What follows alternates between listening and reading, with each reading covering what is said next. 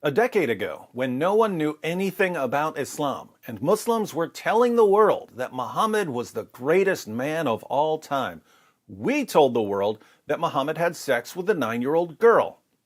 How did Muslims respond? Stop lying! Everyone knows that Aisha was 18 years old when Prophet Muhammad ﷺ had sex with her. We can prove it by cutting and pasting an article by one of the biggest liars of all time. But we kept going. We showed that Islam's most trusted sources agree unanimously that Muhammad had sex with a 9-year-old girl. We showed that the Muslims who were claiming that Aisha was older were lying. Even Muslim scholars had to tell Muslims to stop lying about this. Don't apologize for the truth and don't distort the truth. There are Muslims that try to deny this. Oh, he didn't marry Aisha as a young girl. Ya akhi, look, that's not the way forward. We don't lie for the sake of our religion. Astaghfirullah. We have the truth. We're not going to cover up the truth if people find it embarrassing. This is the reality. Deal with it. After years of us throwing their own sources in their faces, Muslims finally had to admit, well, okay, so Aisha was 9 years old when Prophet Muhammad ﷺ climbed on top of her. So what? At least she had reached puberty. And now we're exposing that lie in two ways. First, we show from the hadith that Aisha hadn't reached puberty. Second, we show that the Quran itself allows men to marry, have sex with, and divorce girls all before they've reached the age of puberty. How do Muslims respond when we show them that the Quran allows men to have sex with prepubescent girls? Stop lying! When it refers to girls who don't have a menstrual cycle, it means women who have some medical problem, not girls who haven't reached puberty. So we go to their greatest commentators and to the historical background of Surah 65 verse 4, and we show that it's indisputably referring to prepubescent girls. Now we get to the latest Muslim response. Muslims are now admitting that Surah 65 verse 4 of the Quran does indeed allow men to marry and divorce prepubescent girls. But where does it say that the men have sex with the prepubescent girls? Perhaps the men marry the girls before they reach puberty, but then the men wait until the girls reach puberty before having sex with them. Yeah, that's our new response. I'm a Muslim. I've been watching your vids for a while, and you successfully showed that marriage with a prepubescent girl is permitted. You haven't showed that sex with a prepubescent is permitted. Surah At-Talaq, chapter 65, verse 4, doesn't mention sex. It's about divorce. I have yet to find a passage in Quran or Sunnah that allows me to penetrate a 5-year-old girl. Show now. Where in Quran or Sunnah is sex with prepubescent girl allowed? I only see divorce and marriage is allowed. Where? Do I need a microscope to find the passage, Mr. David? That's Dr. David, BFP to you. BFP stands for Breaker of False Prophets. But this is a reasonable question. We know that the Quran allows marriage to prepubescent girls and divorce from prepubescent girls, but how do we know it allows sex with prepubescent girls, apart from Muhammad himself having sex with a prepubescent girl? Everyone comes to the answer, man. Let's review Surah 65, verse 4, which is giving some rules about divorce. If a man is going to divorce his wife, he's supposed to wait a certain amount of time. The waiting period is called the iddah. The verse reads, "And those of your women as have passed the age of monthly courses, for them the iddah, prescribed period, if you have doubt about their periods, is 3 months.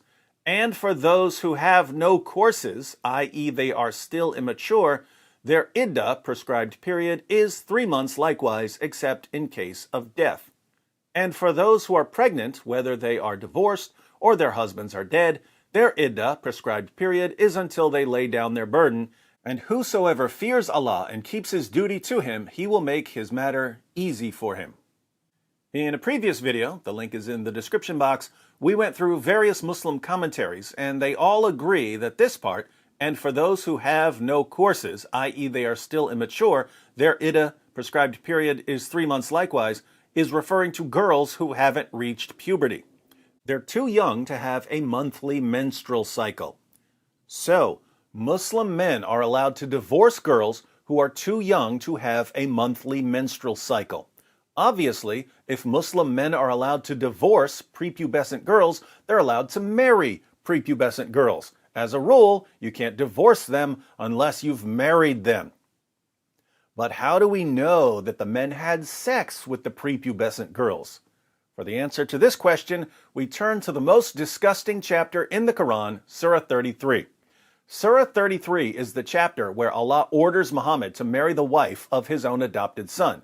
It's the chapter where Allah abolishes adoption, one of the most humane practices in human history, in order to justify Muhammad's marriage to the wife of his own adopted son. It's the chapter where Allah tells Muhammad that he, and he alone, can break the four-wife limit. It's the chapter that originally included the commands to Muslim women to breastfeed adult men. In case you don't know what that's about, let me clarify. If a man and a woman who aren't married and aren't related have to be around each other for some reason, for instance, if the man works for the woman, how can the woman's husband make sure that his wife isn't committing adultery? Muhammad's followers brought this issue to him, and Allah revealed the answer. The woman should simply breastfeed the man 10 times. That way, he'll be like her son, and she'll be like his mother, so there won't be any sexual attraction between them. Is that the stupidest revelation in any religion ever? Possibly. Muhammad's wives hated that revelation, and they had the only copy. So as soon as Muhammad died, they made sure that a sheep conveniently ate that part of Surah 33. And they didn't stop there. According to Aisha, more than 100 verses were lost from Surah 33 alone. Very strange for a book that's been perfectly preserved. Anyway, also in Surah 33, we have the answer to the question about whether Surah 65 verse 4 is talking about sex with prepubescent girls. Surah 33 verse 49. O you who believe, when you marry believing women, and then divorce them before you have sexual intercourse with them, no iddah, divorce prescribed period, see Surah 65 verse 4, have you to count in respect of them. So give them a present and set them free, i.e. divorce, in a handsome manner. Did you catch that? If you marry a woman and you divorce her before having sexual intercourse with her, there's no iddah, no waiting period. If you haven't had sex with your wife and you divorce her, there's no iddah. There is no iddah unless you put it in her. But Surah 65 verse 4 says that the iddah for a prepubescent girl is 3 months. Now if there's no iddah unless you've had sex, and there is an iddah for a prepubescent girl, what does that mean? Premise 1. If there's an iddah, then the husband has had sex with his wife. Premise 2. There's an iddah. What conclusion can we draw? Come on, Muslims, you can get this. This is the most basic argument form there is. It's called modus ponens. If A, then B. A, therefore B. If there's an iddah, then the husband has had sex with his wife. There's an iddah. Conclusion, therefore the husband has had sex with his wife.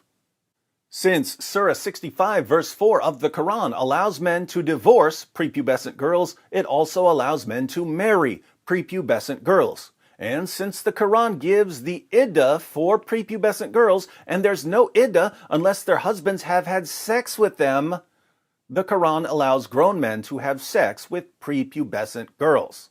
Notice, ladies and gentlemen, that we're going through every possible Muslim defense of Muhammad on this issue.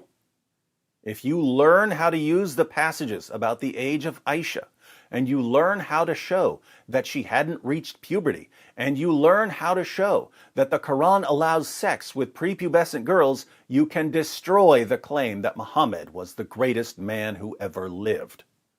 And since Muslims are convinced that Muhammad was the greatest man who ever lived, you'll be shattering their confidence in their religion.